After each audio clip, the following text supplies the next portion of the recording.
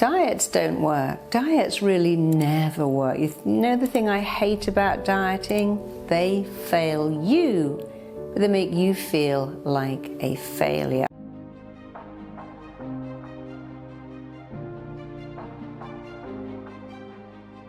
I've been in the dieting, weight loss industry ever since I trained as a trainer for Jane Fonda, then went on to become a hypnotherapist.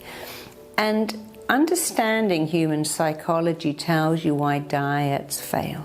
You see, what makes you overeat are feelings. I'm having a bad day, I'm lonely, I'm sad, I need a little treat, I need something to cheer me up. Overeating is run and driven by feelings. But diets don't work on the feelings. They just say restrict what you want. You want cake, have an apple. You want a burger and fries, have a salad. Take away, restrict yourself. And almost all diets fail because they are far too restrictive. You know, new diet books come out every year. Every year we've had everything, the Atkins to the Bikini Beach diet. We have low fat, no fat, high fat, calorie counting, carb counting, keto, paleo. And if any of those really worked, there'd be no need forever for another diet to come along. We've gone from the Cambridge to the South Beach to the 5-2. But if any diet really worked, we wouldn't need another one. We go, hey, there's this great diet, it's been around for 30 years. And just eat that stuff and you'll win at weight loss. But diets don't work. I've worked on many films with people who say, yeah, I'm paleo, I'm keto, I've been on this diet, I'm Atkins. But what I've seen is they can do that really religiously for 6 days, and on day 7 they eat tons of candy. Even bodybuilders will be very strict for 6 days, and on the 7th they just eat anything because it's too difficult. We don't like to be restricted. So diets don't work. They restrict our freedom. They tell us what we can't have. You can't have this, you mustn't have that, you are not allowed to have that, to such an extent that we want it more. So if you keep saying, don't eat chocolate, don't eat chocolate, don't think about chocolate, I don't want chocolate, you know, and so do I, that you are now thinking about chocolate. So diets don't work, and you do not want to go on a diet. You can go on an eating plan for life and understand that there are many things that make you overeat. We feel hungry sometimes when we are simply dehydrated. We feel hungry when we're bored. We feel hungry when we eat something like popcorn and we can eat a whole bucket of it, but it's nutritionally worthless.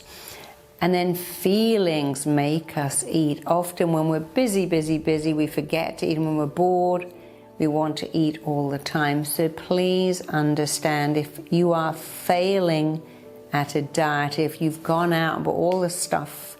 One of my clients joined a slimming club, and the slimming club delivered on a Monday all the food.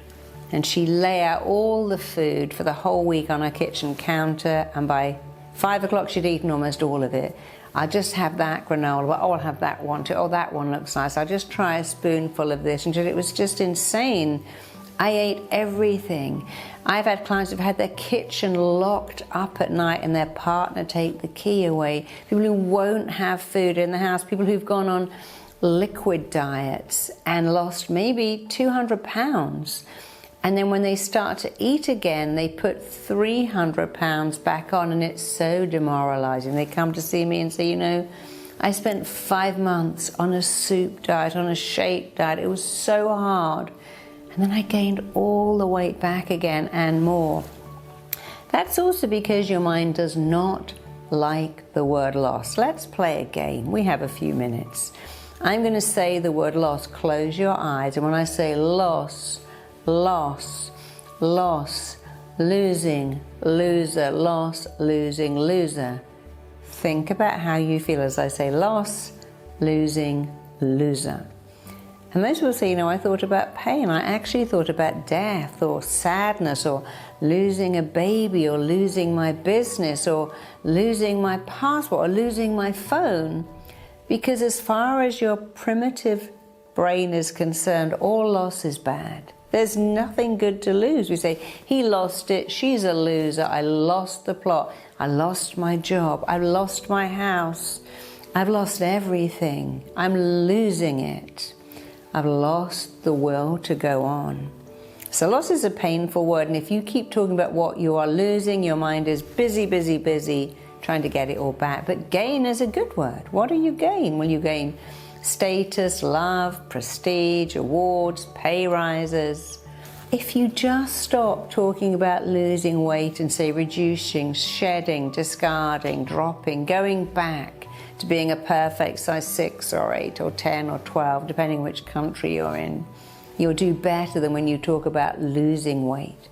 Here's another thing. When you say, but I need my muffins, I have to have my cappuccino, my big fat legs, my enormous butt, my fat stomach.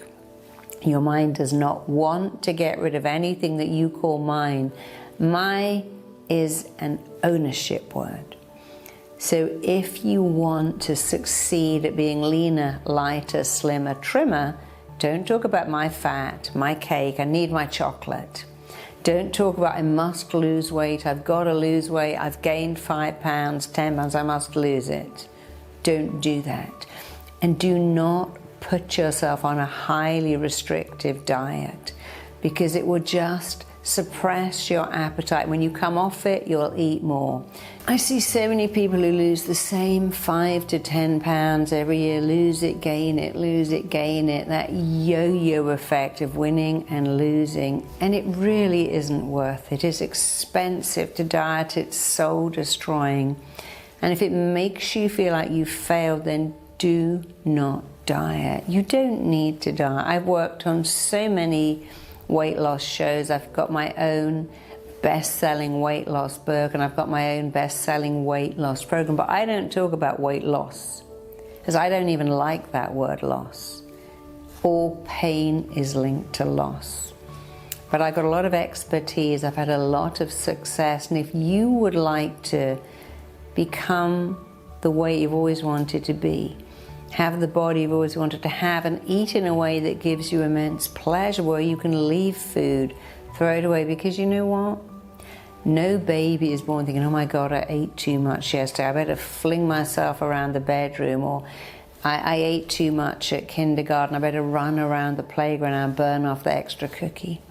Babies are very normal. When they've had enough, they stop. You know, at every party I did for my daughter, I'd go to a big thing about the cake. It was Barbie or Cinderella, and all the kids would run and go, I want cake, I want cake, I want cake. I'd dish out the cake on paper plates. They take 3 bites and they go and play. My daughter would ask for an ice cream, I'd give her one. I wasn't what I call a food Nazi, going, oh no sugar. I gave her stuff. She'd have 6 bites, I don't want any more. Because they like eating, but it is not everything. They've never had that weird thing of this is bad, this is naughty, this is forbidden, I can't have that, which makes you want it more. That's how you create a food shortage, make something so desirable, everybody wants it. And then later, nobody wants it. It's how you create a fashion. So click the link in my bio and you can watch completely free the 3 actionable steps that will end overeating, destructive eating, will end the yo-yo dieting, will end for you the belief that you have failed. It is not your fault, you're the way you are, but you can change it now and for the rest of your life. So thanks for tuning in. Please like, please comment, please share. There are so many people who could really benefit from this free 3 actionable beliefs. And please tell me how else I could help you. I love helping you. I had an eating problem for years.